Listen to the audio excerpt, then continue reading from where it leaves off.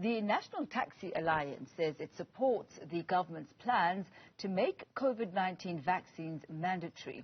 For more on that, I'm joined by Mr. Theo Malele. He is the spokesperson for the NTA. And Dr. Malele, perhaps before we go into the issues of vaccination and COVID-19, there's another issue that you as the NTA have been quite worried about and have actually released a statement about, and this is regarding the ever-increasing petrol price. How is that likely to affect you as the taxi industry? Good afternoon to you and to the viewers out there.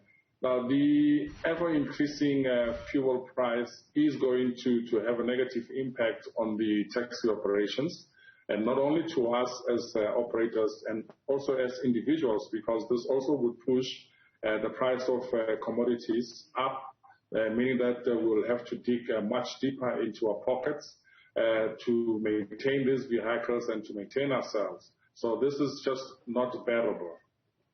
You've mentioned as well that there's some commuters who end up spending 10% of their salaries and sometimes even more on transport. With those commuters in mind, have you as the industry started looking at perhaps escalating your prices? Is that the direction that you're thinking of going? Look, having considered, these people who represent the poorest of the poor, it then puts us in a predicament. Hence, we actually are calling for government to actually take its rightful position and ensure that the 70% commuters who utilize taxis are not discriminated against and be given the necessary assistance in terms of transport subsidies for them to be able to can afford the taxi fares. And mark you, currently the very prices that we are charging are not market related. They actually are charity fares because we have not been getting any assistance whatsoever from government. Hence our prayer to government to say, please come in and help us in order to survive. I mean, we also contribute so much to the economy of the country, and we cannot be forever marginalized. So at what point will you know what direction you are going to take? The petrol price continues to increase. For how long are you going to absorb it? Because at this point, you've been having these engagements with government for quite a long time now. The subsidy is nowhere near in sight as we speak right now. And or is there an indication that it will be put in place soon? Yeah, indeed, we are turning grey. We've been talking about this when we were still good looking, and we're just now getting older and nothing is happening. But we are hopeful that perhaps this government of the people would actually do the necessary thing and listen to the people and ensure that these problems that we are faced as a result of such astronomical fuel prices are being addressed. We cannot afford it, and neither can our passengers afford these fuel prices.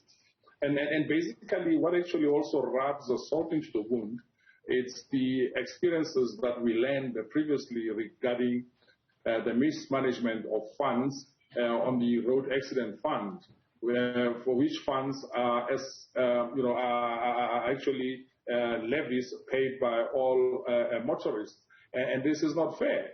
Then government must actually ensure that there are proper channels and systems to manage their funds properly and revise these levies and ensure that fuel becomes affordable. I mean, without fuel being affordable, then we are all doomed.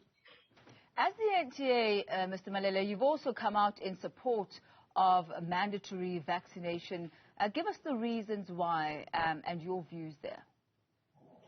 Look, we actually looked for solutions, and the only solutions that were found were from scientific researchers that reveal that the only thing that needs to be done for us to be safe as South Africans is that people must be vaccinated.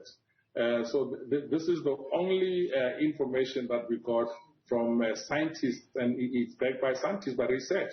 So therefore, there is no other information that we have that speaks directly to curbing COVID-19, other than vaccination of people, sanitization, and wearing of masks, basically following those non-surgical protocols.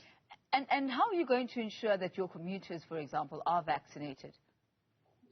Look, we currently have rank committees that are led by rank managers in each and every rank that have been responsible for the sanitization of passengers and disinfecting of taxis, and ensuring that these masks are worn at taxi ranks. And they have been working closely with government officials from their respective municipalities. So therefore, these committees will then have to be empowered more to actually ensure that they impress upon all other drivers and the general public that the only vehicle to address the issues around this pandemic is to actually get vaccinated.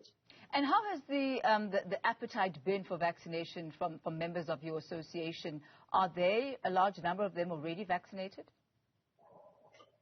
From what transpired during the Vuma drives initiated by the President, we have seen quite a good turnout at the ranks that were targeted, in particular para-taxi rank and the Bree Street taxi ranks, where drivers came in their numbers, and queue marshals as well, and the general public at those ranks during those Vuma weekends to come and be inoculated.